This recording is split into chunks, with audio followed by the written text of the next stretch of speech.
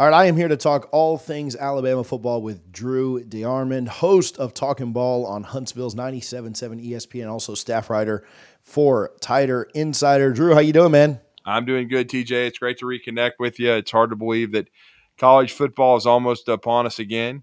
We are going to have SEC Media Days in just a few weeks here in Dallas, Texas, which is going to be surreal. I mean, I've been doing this nearly 10 years now, and it's mostly been Birmingham, Nashville, Atlanta, but we're gonna be delving off into Dallas, Texas, and we all know why, because the SEC is expanding to with Oklahoma and Texas set to join the league on July 1st. And we've already had some fireworks in the baseball realm, but certainly we know football is going to be the biggest impact, and it's why Greg Sankey made this move. Which it was crazy. We were at SEC Media Days when it was announced, and it came out of left field, and he kind of did it in stealth mode. And it's a huge move for the league. And I know the Big Ten is kind of countered, but I still say the SEC is the best league in the country athletically, and it will be the best league in football. I don't think there's any doubt. And with this newly expanded playoff, the fascinating thing is going to be: do you get three? Do you get four? How many SEC teams, populate that top 12, and how long does it stay 12? It doesn't sound like it's going to be long because I think we've got more expansion on the horizon. Yeah, I could easily see a scenario where the SEC, not every year, but certain years got like five in, like special years, Yeah.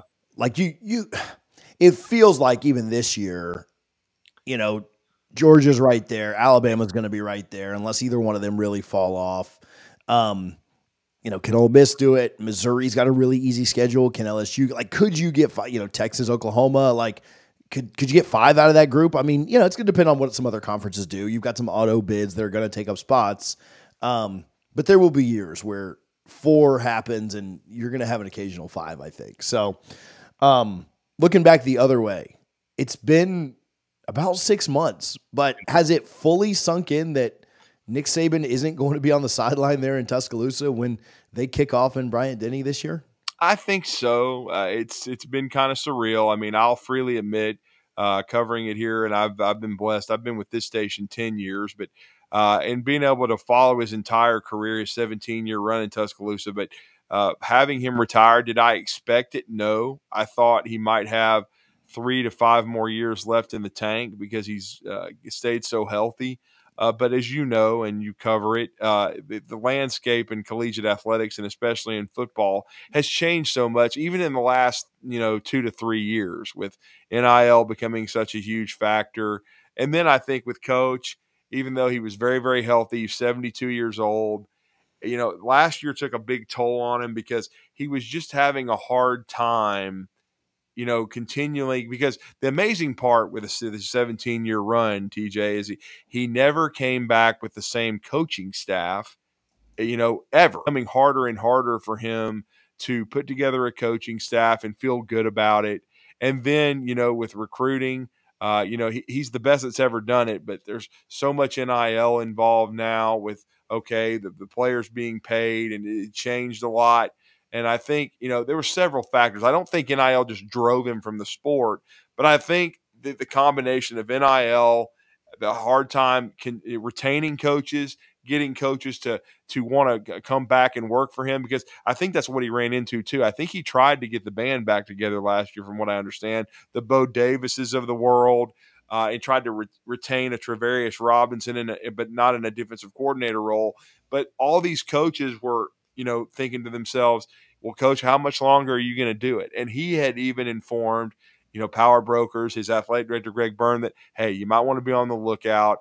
I think I'm going to have to take this from a year-to-year perspective. And he couldn't tell recruits, he couldn't tell coaches, hey, I'm going to be here for 3 to 5 years. Yeah.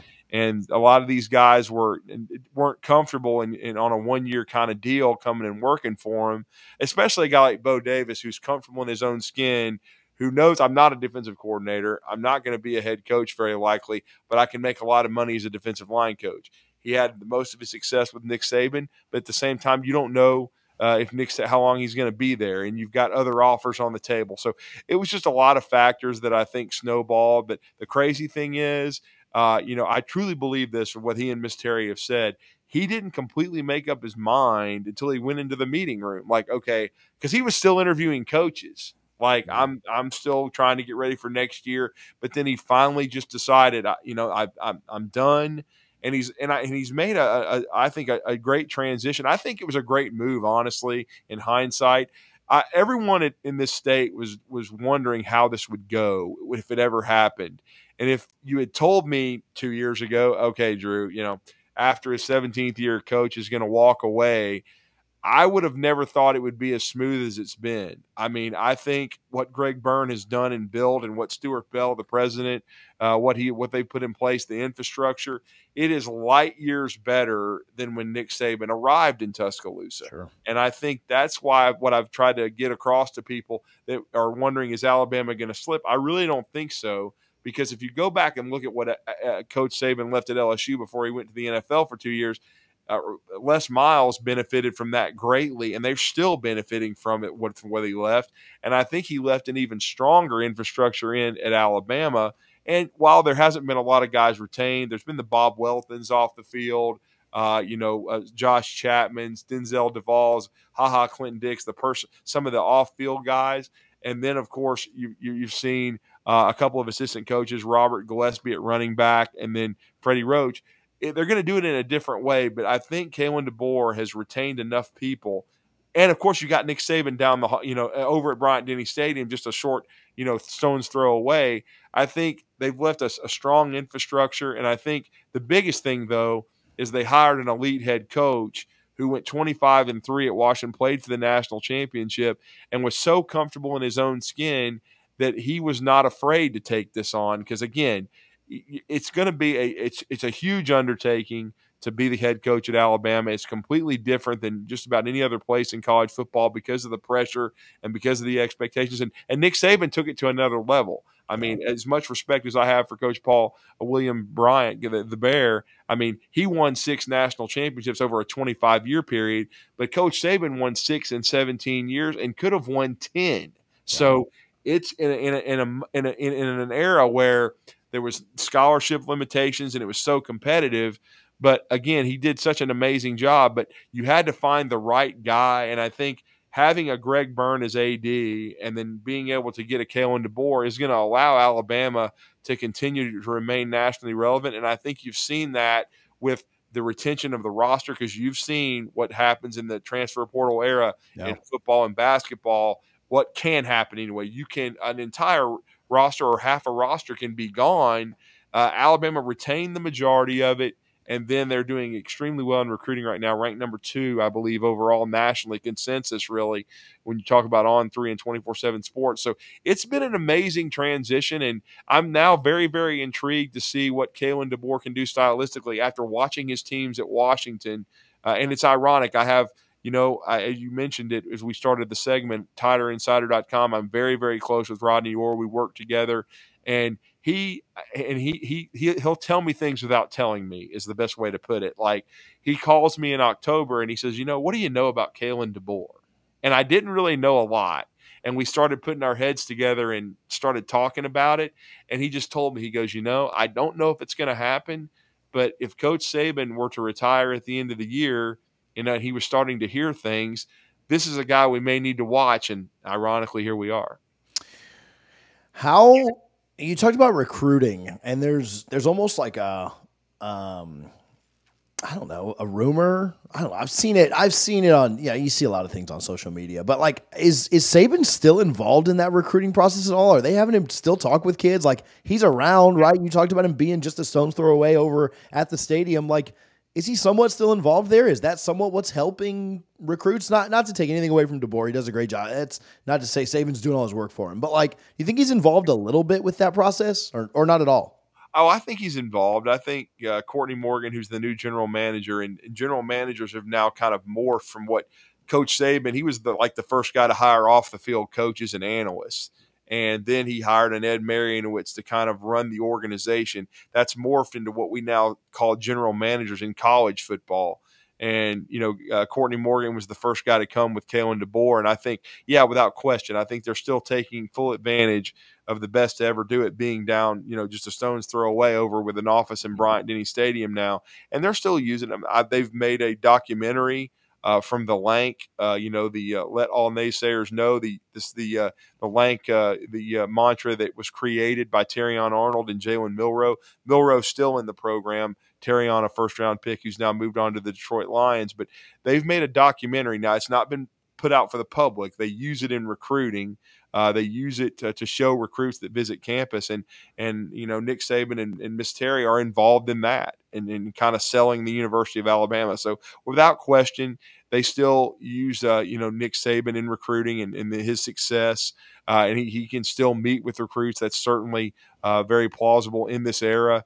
Now, it's still, Kalen DeBoer and his coaching staff that ultimately have to close the deal. But, yes, I think Nick Saban and what he did at the University of Alabama is still intertwined with how they're recruiting. Now, they're doing it a different way. There's going to be different systems on both sides of the ball. But the success Alabama had, you cannot deny it in the last 17 years. And certainly Kalen DeBoer and his coaching staff are coming in to try to, pick up the baton and keep it going. But you would be, it would be an error not to have Nick Saban still involved if you can. And they certainly are taking advantage of that. And I think that's part of the reason why there's been not a seamless transition, but one with very few bumps when you talk about the recruiting momentum that Alabama is operating with right now. When you look at the fan base, how much grace, and everybody's happy right now because things are going well, how much grace do they give Kalen DeBoer? You talked about that seamless transition. Right. Fans in the SEC, just in general, are not always the most, when you're that passionate, the logic doesn't always come through. How much grace do they give if they go 9-3 this year, or if they aren't in the playoff like the next two seasons? Like what do you think about, like, from the fan base perspective? Is it like, okay, well, this guy's good, not elite, let's move on, or is there more grace given? There's not going to be a lot of grace. It's Alabama. I mean, I'll firmly admit that. I mean, and especially with what Nick Saban showed can be accomplished. The expectations this year will be at the least making the playoff, no doubt. Especially with what they were able to retain on the roster, the coaching staff he's put together. And, I've caused some waves on social media because I stated last week, TJ, that I feel like the coaching staff is better on both sides of the ball than it was in Nick Saban's final year. And actually, to me, that's a credit to Nick Saban for what he was able to navigate. And I say that, and I kind of referenced it when we started our segment here, that last year took a lot out of Coach because he had to wear a lot of hats. I mean, he had a young offensive coordinator in Tommy Rees who came in and kind of put his stamp on things. And we all know it was bumpy for Milroe early. And then defensively, Pete Golding had gone to Ole Miss. You got Travarius Robinson in there. You brought Kevin Steele back, but Steele was a stopgap. And the whole reason that happened is because of the NCAA situation with Jeremy Pruitt. He wanted to bring Pruitt back, which would have been a home run. But that couldn't happen because he basically is operating with a show cause, and that's why he's coaching high school football here in my state back at his alma mater at Plainview High School, because he was deemed unhireable after Coach Saban really had put a lot into rebuilding that relationship with Jeremy, thinking he was hopefully he and his lawyer were going to work a settlement out with Tennessee, and he'd be able to come back to the college game. That didn't happen. He pivoted. He went and got Coach Steele, who he was very comfortable with, who'd been with the program he multiple times, and I believe this was his third stint, and his second as defensive coordinator, and he'd been around the SEC. And then you have a guy like Travarius Robinson, and Coach is always trying to develop young guys. He did it when he hired Jeremy Pruitt as his first hire as an off-field guy, and then he eventually took over for Kirby as defensive coordinator. He developed Kirby Smart. He developed Will Muschamp. He certainly that was his goal to do that, and I think he did it to a degree with Pete Golding, and he was trying to do it, with Travarius Robinson, who had already been a DC at South Carolina and at Florida. But I think what he decided after the season was, look, I think Travaris is a great recruiter. I think he's an outstanding co-DC, but I need a defensive coordinator here, because I think he had to be too heavy-handed with the defense.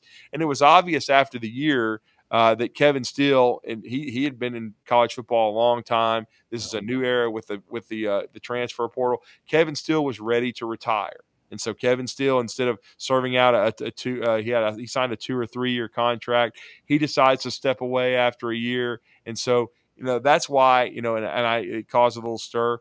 DJ Durkin ended up at Auburn, but I still think if Nick Saban had stayed at Alabama and continued to coach, there was a very good chance Durkin would have been the DC at Alabama. I know he was talking to him. He's been a consultant before. He's from the Saban tree.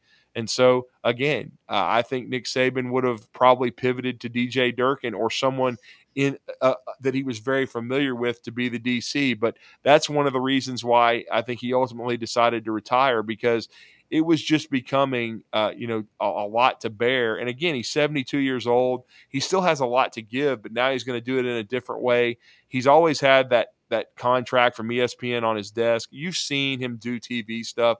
He's a natural. He's really good at it. He speaks so well. And now the biggest thing I think he's going to do, though, not just television, is hopefully he's going to help fix this sport, because I don't think it's tenable in the way it's being handled right now with NIL and all this and the transfer portal. There needs to be some guardrails put up, and he's so well respected. Hopefully he can help get this people together, people in the same room, and they can get this hashed out, because college football is not going anywhere, TJ. It's too popular. There's too much money. You just mentioned it with the SEC. It's too important. And we're seeing so much realignment. We're seeing Florida State. They want to move on. We've already seen the Pac-12 disintegrate. But I do think Nick Saban's going to take on a new role, wear a new hat.